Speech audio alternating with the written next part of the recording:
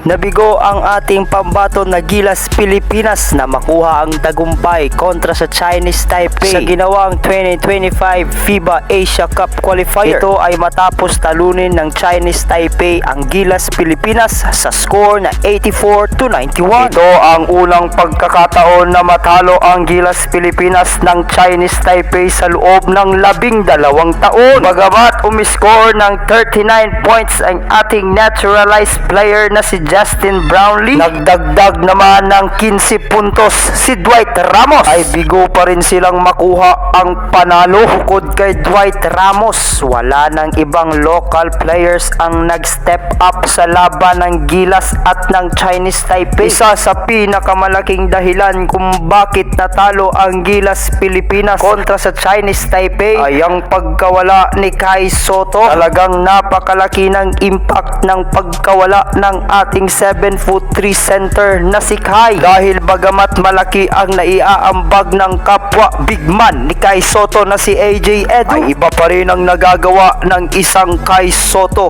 pagdating sa opensa at depensa. Subalit malaki naman ang tiwala ng mga Gilas Pilipinas fans kay Coach Tim Con na makakabawi ang kupunan sa mga susunod nilang mga laban.